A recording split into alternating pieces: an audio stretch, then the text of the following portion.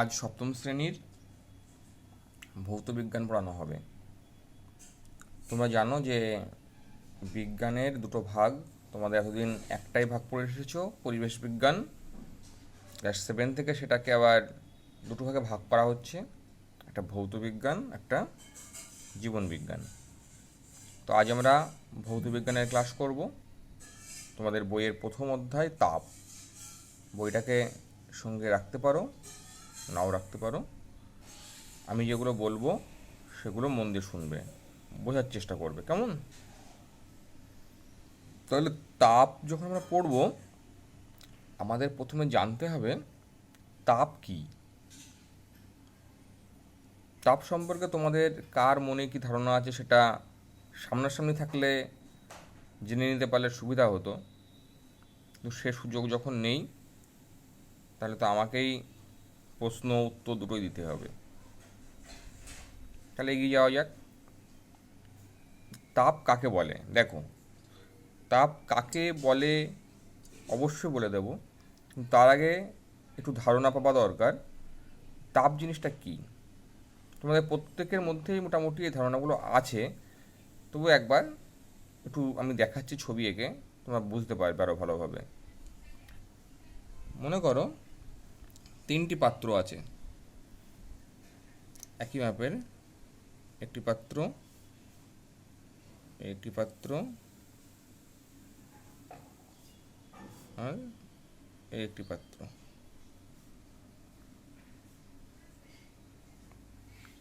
তিনটিতেই জল দেওয়া আছে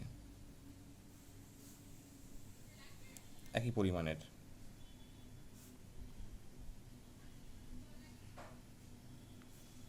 এইবার এই পাত্রে জলটা আমি একদম ঠান্ডা জল রেখেছি, এই পাত্রে একটু গরম জল রেখেছি, আর এই পাত্রে একদম ফুটন্ত গরম জল রেখেছি। বা তোমাদের কাউকে বললাম যে এসো তো এই পাত্রের জলটাতে একটু হাত দিয়ে দেখো তো কেমন লাগছে। তুমি হাত দিলে, দিয়ে বললে ঠান্ডা। আমি বললাম এই পাত্রে হাত দাও, তুমি এই পাত্রে জলে হাত দিলে, এরপর তোমার উত্তর হবে কি জলটা গরম। এরপর তুমি যখন এই পাত্রে হাত দেবে, এবার সঙ্গে সঙ্গে এত গরম লাগবে তোমার হাতটা তুলে নিতে হবে। তখন তুমি কি বলবে? জলটা কেমন? এটা বলবে খুব গরম। তাহলে একই জল তিন রকম অনুভূতি তোমাকে দিল। একটা জলে তুমি হাত দিয়ে ঠান্ডা পেলে, একটা জলে গরম পেলে, একটা খুব গরম পেলে। এর কারণটা কি? এই ঠান্ডা জলটা গরম হয়ে গেল কি করে? নিশ্চয়ই এখানে ঠান্ডা জলে কোনো একটা কিছু প্রয়োগ করতে হয়েছে, যার ফলে এটা গরম হয়ে গেছে। আবার গরম জলটাকে আবার একটা কিছু প্রয়োগ করতে হয়েছে, যার ফলে এটা খুব গরম হয়ে গেছে। আর তোমরা জানো যে বাড়িতে ঠান্ডা জলটাকে কীভাবে গরম করা হয়, বা আরও বেশি গরম করতে গেলে আরও কী করতে হয়? কী করতে হয়? আগুন জ্বালতে হয়, তাই তো? নিশ্চয়ই 1 গ্লাস জল গরম করতে গেলে গ্যাসে বসিয়ে দিলে কি উনুনে জলটা গরম করলে একটা পাত্রে করে, তারপরে তো গরম হবে। তাহলে আগুনে কি কী দিচ্ছ? আগুন করে যেটা দিচ্ছ সেটা হয়তো তাপ। সেই যে জিনিসটা দিচ্ছ ওটাই হচ্ছে তাপ, ওটা দিচ্ছ, ওটাই তাপ। আবার গরম জলটাকে ঠান্ডা করা শুরু করবে, তখন কী হবে? একটু কম গরম হলো, তাহলে যেটা বেরিয়ে গেল সেটা তাপ। আবার এটাকে আরও কিছুক্ষণ রেখে দিলে একেবারে ঠান্ডা হয়ে গেল, এটাও তাপ।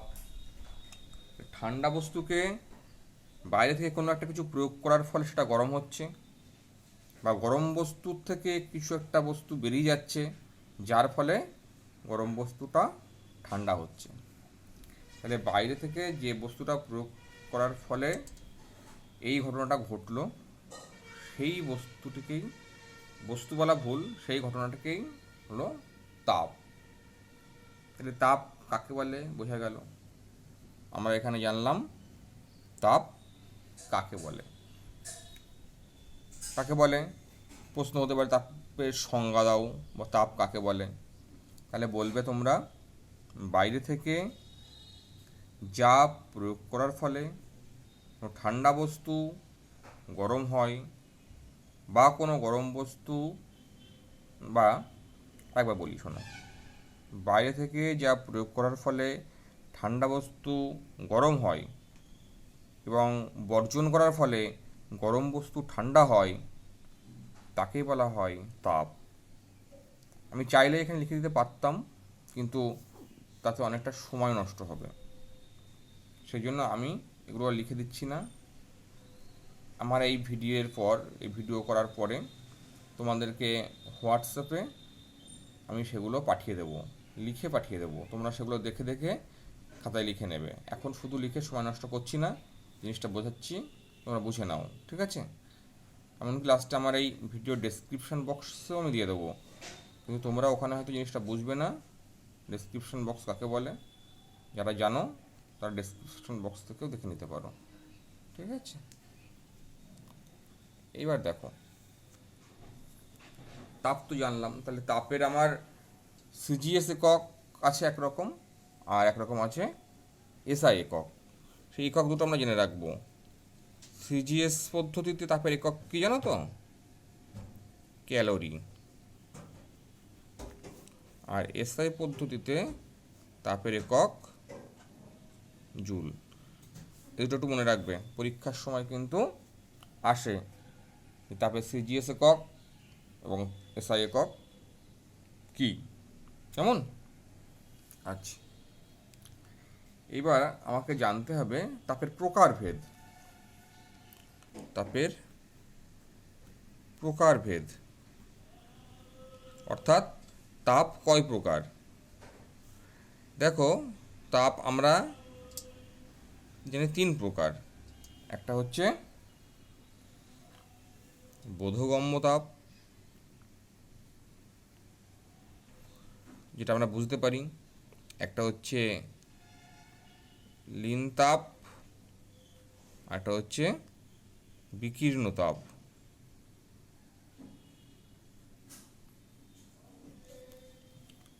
এই তাপগুলো সম্পর্কে বোধগম্য, লীন তাপ বা বিকীর্ণ তাপ আমরা পরবর্তীতে আলোচনা করব। এখন আমাদের এটা আলোচনা করার আর বিশেষ প্রয়োজন নেই। এইবার আমরা আসব তাপমাত্রা।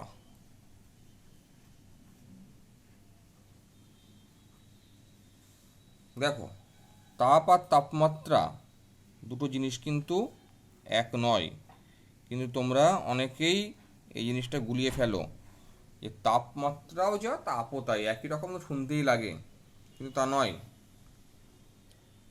তাপ দেবার ফলে কোনো বস্তুর যে অবস্থায় পরিণত হয় সেটাই হলো তার তাপমাত্রা। তাপ কী ছিল? তাপ হচ্ছে বাইরে থেকে কোনো বস্তুতে আসার ফলে, বাইরে থেকে কোনো একটা বস্তুতে আসার ফলে সেই বস্তুর উষ্ণতার পরিবর্তন হতো। উষ্ণতার পরিবর্তন মানে তাপমাত্রা পরিবর্তন হতো। তাপমাত্রা আর একটা নাম হচ্ছে উষ্ণতা, তাপমাত্রা বা উষ্ণতা।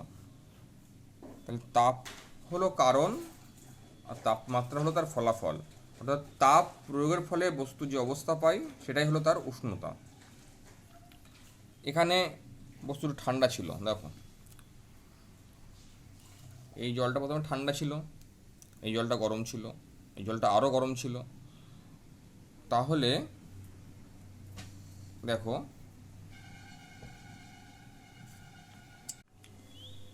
এই জলটা যখন ঠান্ডা ছিল তারপরে গরম হলো, খুব গরম হলো, এই অনুভবটা আমরা পেলাম, কিন্তু কতটা গরম হলো সেটা কিন্তু আমরা বুঝতে পারলাম না। তাহলে এটা বোঝবার জন্য আমাদের একটা কিছু দরকার। যেমন মনে করো তোমার হাতে দুটো ভিন্ন মাপের আমি কাঠি দিয়েছি, আমি বললাম কোন কাঠিটা বেশি লম্বা বা কোনটা কতটা লম্বা। তুমি নিশ্চয়ই স্কেলের সাহায্যে মাপবে যে একটা 1 মিটার লম্বা আর একটা 2 মিটার লম্বা, কিংবা একটা 50 সেন্টিমিটার আর একটা 100 সেন্টিমিটার। তাহলে এই যে সেন্টিমিটার, মিটার, ফুট, এই যে এককগুলো মাপছো কিসের সাহায্যে মাপছো? স্কেলের সাহায্যে। তাহলে এই বস্তুগুলো যেমন স্কেলের সাহায্যে মাপছো, তেমনি উষ্ণতাটা আমাকে মাপতে হবে, তা নাহলে আমি বলতে পারবো না কোনটায় কতটা উষ্ণতা আছে। তাহলে যদি মাপতে হয় তার জন্য কি লাগবে? এই বস্তুর উষ্ণতা মাপতে গেলে যেটা লাগে সেটাকে বলা হয় থার্মোমিটার। উষ্ণতা মাপা হবে কি দিয়ে? তাপমাত্রা বা উষ্ণতা মাপা হয় থার্মোমিটার দিয়ে।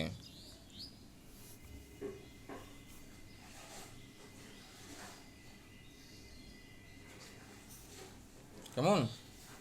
মাপা হচ্ছে থার্মোমিটার দিয়ে।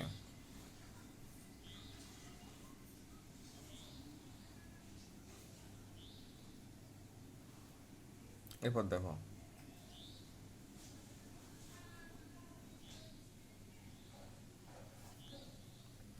থার্মোমিটারে তোমরা যে আগে যেমন বললাম স্কেলটা আবার দু রকমের আছে, তাই তো? কি কি স্কেল দু রকমের? না, আমি বলেছিলাম স্কেলে বিভিন্ন রকম মাপ তোমরা পাচ্ছ, সেন্টিমিটার, মিটার, ফুট, যাই হোক। তেমনি থার্মোমিটারেরও বিভিন্ন রকম প্রকারভেদ আছে, মাপের প্রকারভেদ। একটা মাপ হচ্ছে থার্মোমিটারের মাপটা দু রকমের। একটাই হচ্ছে সেলসিয়াস স্কেল বলে,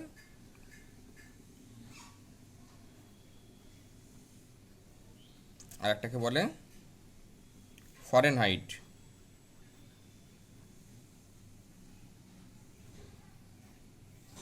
সেলসিয়াসটা যখন আমরা প্রকাশ করি তখন যত ডিগ্রি সেটা ডিগ্রির মাপ দিয়ে পাশে সি লিখি, আর ফারেনহাইটটাকে ডিগ্রি লিখে তার পাশে বড় হাতের একটা এফ লিখবো।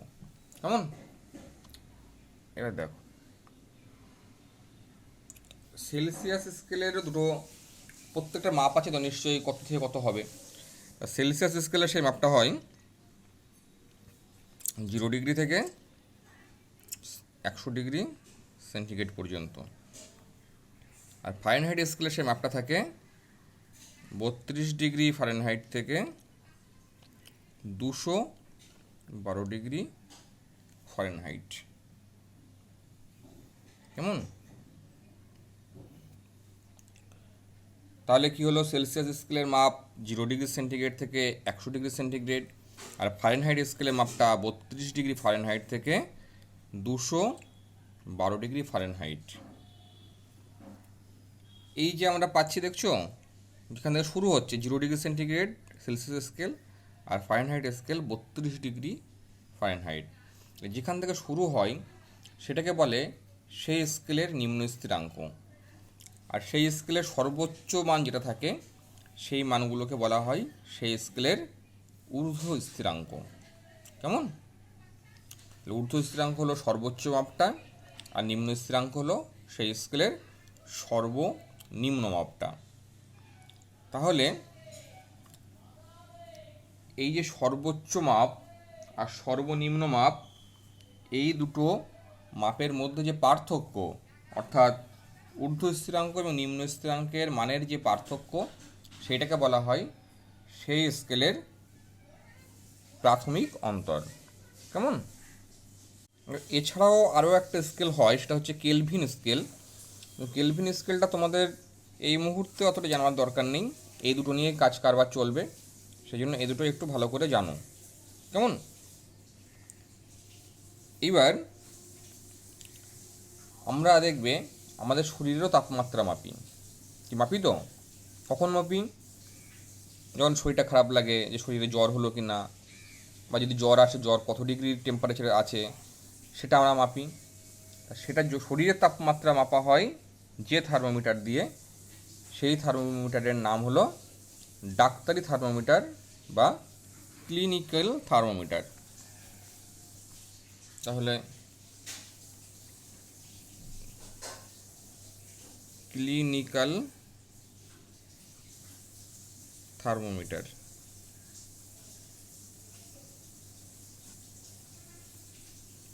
এই ক্লিনিক্যাল থার্মোমিটারে টেম্পারেচারটা ফারেনহাইটে আঁকা থাকে। ঠিক আছে? আমরা আগে বললাম না যে ফারেনহাইট স্কেল হয় একটা, সেই ফারেনহাইট স্কেলে ক্লিনিক্যাল থার্মোমিটারে দাগগুলো কাটা থাকে। কিন্তু সেখানে কিন্তু নিম্ন স্থিরাঙ্ক 32 ডিগ্রি ফারেনহাইট বা ঊর্ধ্ব স্থিরাঙ্ক 212 ডিগ্রি ফারেনহাইট নয়, আমাদের শরীরের তাপমাত্রা একটা নির্দিষ্ট স্কেলের মধ্যে ঘোরাফেরা করে। সেই জন্য ক্লিনিক্যাল থার্মোমিটারের টেম্পারেচার আমাদের 95 ডিগ্রি ফারেনহাইট থেকে 110 ডিগ্রি ফারেনহাইট রাখা হয়। কেমন? সর্বনিম্ন কত থাকে ক্লিনিক্যাল থার্মোমিটারে? 95 ডিগ্রি ফারেনহাইট, সর্বোচ্চ 110 ডিগ্রি ফারেনহাইট। কেন? মানুষের শরীরের তাপমাত্রা 95 ডিগ্রি ফারেনহাইটের নিচে নামে না, আবার 110 ডিগ্রি ফারেনহাইটের উপরে উঠতে পারে না। তোমরা কখনো শুনেছো যে কারোর জ্বর হয়েছে 110 ডিগ্রি টেম্পারেচার? শোনোনি নিশ্চয়ই। জ্বর যখন হয় কত থাকে? 100, 101, 2, 3, 103 যদি উঠে যায় বা 104 যদি উঠে যায় সেটা হচ্ছে মারাত্মক জ্বর। শুনে 110 ডিগ্রি সর্বোচ্চ টেম্পারেচার হতে পারে, কিন্তু হয় না, তো সেটাও হয় না। সেই জন্য এটা রাখা হয়। একজন স্বাভাবিক এবং সুস্থ মানুষ যারা, তাদের শরীরের টেম্পারেচার কত হয় জানো? 98.4 ডিগ্রি ফারেনহাইট। এটা হচ্ছে সুস্থ মানুষ। যদি কারো শরীরের টেম্পারেচার দেখা যায় 98.4 ডিগ্রি ফারেনহাইট আছে, তাহলে বুঝবো সেই মানুষটা সুস্থ মানুষ। এর সামান্য নিচেও থাকতে পারে, কম থাকতে পারে, সেটাতেও কিছু চিন্তার নেই বা সেটা কোনো অসুবিধার কিছু হয় না। ঠিক আছে? তাহলে তাপমাত্রা কাকে বলে জানলাম, তার আগে তাপ কাকে বলে জানলাম। তাহলে একটা জিনিস পরিষ্কার, কোনো বস্তুতে তাপ প্রয়োগের ফলে বস্তুর যে এটা পরিবর্তন হয়, বস্তুর উষ্ণতার পরিবর্তন হয়। তাহলে উষ্ণতা বা তাপমাত্রা যাই বলি না কেন, সেটা হলো তাপ প্রয়োগের ফলে সেটা হচ্ছে। তাহলে তাপ যদি কারণ হয়, উষ্ণতা হলো তার ফলাফল। আবার একটা জিনিস দেখো, দুটি বস্তুর তাপের পরিমাণ বিভিন্ন হলেও তাপমাত্রা সমান হতে পারে। এইটা একটুখানি তোমাকে বলি। ধরো 1 বাটি জল আর 1 হাঁড়ি জল। তাহলে জলের পরিমাণটা যেহেতু বেশি তোমার হাঁড়িতে, তাকে অনেক বেশি তাপ দিতে হবে। তবে মনে করো প্রথমে ওদের একটা টেম্পারেচার আছে 30 ডিগ্রি ঘরের টেম্পারেচার, আমি জলটাকে নিয়ে যাব 60 ডিগ্রি টেম্পারেচারে। তাহলে 60 ডিগ্রি টেম্পারেচারে নিয়ে যেতে গেলে আমাকে 1 বাটি জলে আমি যে তাপটা দেব, 1 হাঁড়ি জলে তাপ তুলনায় বেশি তাপ দিতে হবে। তাহলে তাপমাত্রা কিন্তু একটা নির্দিষ্ট জায়গায় পৌঁছালো 60, কিন্তু তাপ প্রয়োগ কিন্তু দুটো বস্তুতে আলাদা আলাদাভাবে দিতে হলো। এইগুলো হচ্ছে তাপ এবং তাপমাত্রার পার্থক্য। আমি যেগুলো বলছি সেগুলো আমি লিখে দেবো তোমাদেরকে। আচ্ছা, তাপ মাপা হয় কিসের সাহায্যে না তো? কোনো বস্তুর তাপ পরিমাপ করা হয় ক্যালোরিমিটার যন্ত্রের সাহায্যে। প্রথমে আমার বলা উচিত ছিল যে তাপ মাপা হয় ক্যালোরিমিটারের সাহায্যে, আর তাপমাত্রা মাপা হয় বলেছি থার্মোমিটার যন্ত্রের সাহায্যে। একটু লিখে রাখি, তাপ মাপা হয়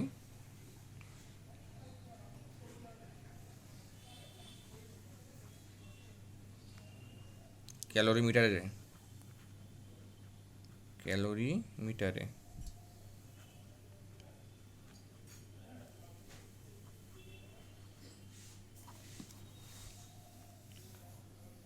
তাপ এবং তাপমাত্রার পার্থক্য আরও একটা বলি। কোনো বস্তুর মধ্যে যে তাপ, সে তাপকে কোনো পাত্রে রাখা জলের পরিমাণের সঙ্গে তুলনা করা হয়। কেমন? আর উষ্ণতাকে কার সঙ্গে তুলনা করা হয় জানো তো? জলের তলের যে উচ্চতা, সেই উচ্চতার সঙ্গে তুলনা করা হয় বস্তুর উষ্ণতাকে। কেমন? আচ্ছা, এইবার আমরা আরেকটু এগিয়ে যাই।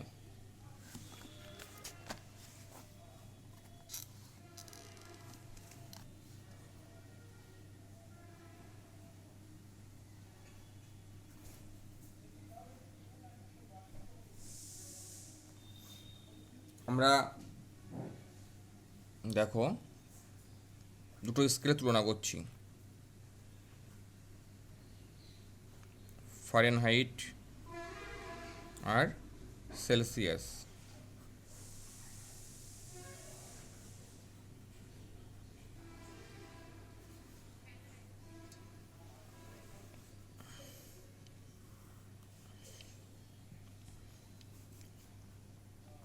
দেখো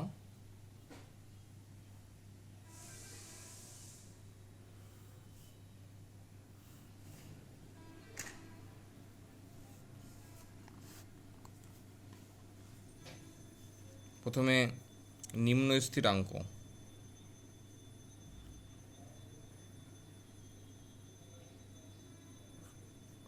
ঊর্ধ্ব স্থিরাঙ্ক,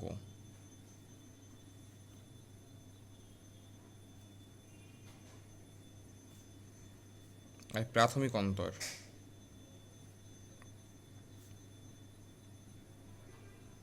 আসি ফারেনহাইট স্কেলে কী বলেছিলাম? নিম্ন স্থিরাঙ্ক 32, আর ঊর্ধ্ব স্থিরাঙ্ক 212, তাই তো? আর প্রাথমিক অন্তর কাকে বলে? বলা হয়েছিল ঊর্ধ্ব স্থিরাঙ্ক এবং নিম্ন স্থিরাঙ্কের বিয়োগফল প্রাথমিক অন্তর। তাহলে 212 থেকে 32 বাদ দাও, 180। সেলসিয়াস স্কেলে নিম্ন স্থিরাঙ্ক 0, ঊর্ধ্ব স্থিরাঙ্ক 100, তাহলে প্রাথমিক অন্তর কত হবে? 100 থেকে 0 বাদ দাও, 100। তাহলে দুটো স্কেলের মধ্যে নিম্ন স্থিরাঙ্ক, ঊর্ধ্ব স্থিরাঙ্ক এবং প্রাথমিক অন্তর আমরা দেখলাম। এরপর আমার অনেক সময় তুলনা করতে বলে। কি তুলনা করতে? যে ফারেনহাইট স্কেল এবং সেলসিয়াসের স্কেলের মধ্যে সম্পর্ক নির্ণয় করো। খুব গুরুত্বপূর্ণ একটি বিষয়। ফারেনহাইট স্কেল ও সেলসিয়াস স্কেলের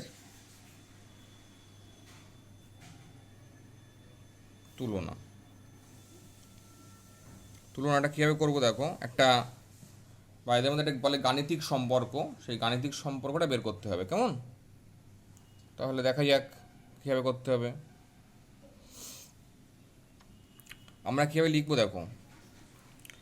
সেলসিয়াস স্কেলের যেটা আমরা লিখি, সি লিখি, মানে সংকেতটা।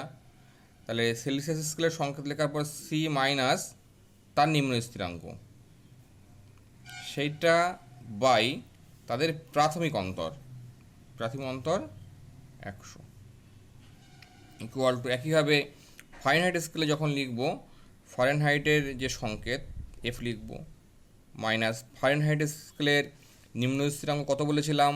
32, সেই 32 লিখব বাই ফারেনহাইট স্কেলের যে প্রাথমিক অন্তর 180, সেই 180টা আমরা এখানে লিখব। এটাই হলো তাদের সম্পর্ক, কেমন? তাহলে কীভাবে হলো সম্পর্কটা? সেলসিয়াস স্কেলের যে সংকেত সি মাইনাস তার নিম্ন স্থিরাঙ্ক বাই সেলসিয়াস স্কেলের প্রাথমিক অন্তর সমান সমান একই রকম ফারেনহাইট স্কেলের সংকেত মাইনাস তার নিম্ন স্থিরাঙ্ক ডিভাইডেড বাই ফারেনহাইট স্কেলের প্রাথমিক অন্তর। এবার এটাকে কাটাকাটি করা যায়। দেখো, এই শূন্য কাটলাম, এই শূন্য কাটলাম, 10কে 2 দিয়ে কাটলাম 5, 18কে 2 দিয়ে কাটলাম 9। অতএব সি থেকে 0 বিয়োগ করলে সি বাই 5 ইকুয়াল টু এখানে এফ মাইনাস 32 বাই 9। তাহলে এই যেটা বেরোলো, এটাই হচ্ছে ফারেনহাইট স্কেল এবং সেলসিয়াস স্কেলের মধ্যে তুলনা, বা এটাকে এদের গাণিতিক রূপ বলে, যে গাণিতিক সম্পর্ক। যে ফারেনহাইট স্কেল এবং সেলসিয়াস স্কেলের মধ্যে গাণিতিক সম্পর্ক বললেও এটা। এবং গাণিতিক কিছু অঙ্কও থাকে, যে সেই অঙ্কগুলো হয়তো বলে দিল সেলসিয়াস স্কেলে একটা মান দেওয়া আছে, সেটা ফারেনহাইট স্কেলে কত হবে। তাহলে এখান থেকে আমরা বের করতে পারবো, কেমন? এটা ছোট্ট করে বলে দিই। বলল এটা অঙ্ক,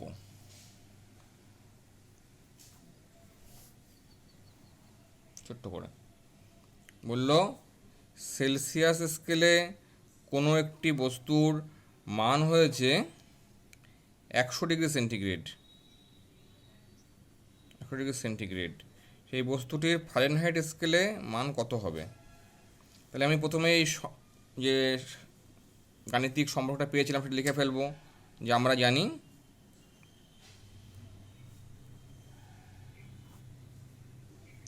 C/5 ইকুয়াল টু F-32/9। আর এবার সেন্টিগ্রেড স্কেলের মানটা জানি, সেলসিয়াস স্কেলে কত দেওয়া আছে, সি এর মান 100/5 ইকুয়াল টু F-32/9। তোমরা যেমন করে সমীকরণের অঙ্ক শিখেছিলে বা সমাধান করতে সেইভাবেই 5 আর 100 কাটাকাটি করলো, 5 20 100, বা এবার কোনাকুনি গুণ করে দাও, যদি কোনাকুনি গুণ করে দেওয়া হয় এখানে কি দাঁড়ায় F-32, কারণ এখানে 1 থাকছে। আর 9-এর সঙ্গে 20 গুণ করে দাও, 9 দুগুণি 18, 0, বা F ইকুয়াল টু এদিকে 180 আছে, -32 এপাশে এসে +32 হয়ে গেল, বা F সমান সমান কত, 2, 8 3 11, 1 হাতে থাকলো 1 1 1 2। ফারেনহাইট স্কেলে তার মান হয়ে গেল 212 ডিগ্রি ফারেনহাইট। দেখো মজার ব্যাপার, সেলসিয়াস স্কেলে 100 ডিগ্রি, ঊর্ধ্ব স্থিরাঙ্ক 100 ডিগ্রি, ফারেনহাইট স্কেলে কত হয়ে যাচ্ছিল, সেই মানটা 212 হচ্ছিল। তো আমরা এখান থেকে কীভাবে হচ্ছিল সেটা বের করে দিলাম, দেখলে তো। একইভাবে সেলসিয়াস স্কেলে যাই মান বলুক, এই আমরা সি এর জায়গায় সেটা বসালে একইভাবে ফারেনহাইট মান পেয়ে যাব। আবার উল্টোটা, যদি ফারেনহাইট স্কেলের মান দেওয়া থাকতো তাহলে এই সমীকরণে এফের জায়গায় সেই মানটা বসাতাম, বসানোর পরে আমরা সমীকরণ সমাধানের মতো করেই সি এর মানটা বের করতে পারতাম। ঠিক আছে, তাহলে আজ এইটুকুই আমরা পড়লাম, এটুকুই জানলাম। বাদবাকি সব কিছু যা শেখানো হলো, যা লেখা হলো, সেগুলোও তো অবশ্যই দেবো। তার সঙ্গে এই চ্যাপ্টারে আরও কিছু কিছু প্রশ্ন যেগুলো আমি মুখে বলে গেছি সেগুলো লিখে দেব। সেগুলো তোমরা এই ভিডিওর শেষে, এই ভিডিও ডেসক্রিপশন বক্সেও পেয়ে যাবে ইউটিউবে। আবার তোমাদের হোয়াটসঅ্যাপ গ্রুপগুলোতেও আমি সেগুলো পোস্ট করে দেবো। ঠিক আছে, তোমরা যেখান থেকে খুশি দেখে নিতে পারো, এবং শুধু দেখে নেওয়া না, সেগুলো খাতায় লিখে নেবে, আলাদা খাতা করবে, ভালো করে সেগুলো মুখস্থ করবে, তবেই তোমাদের কাজটা হবে। কেমন? তাহলে আজ এখানে শেষ করছি। ভালো থাকবে সবাই।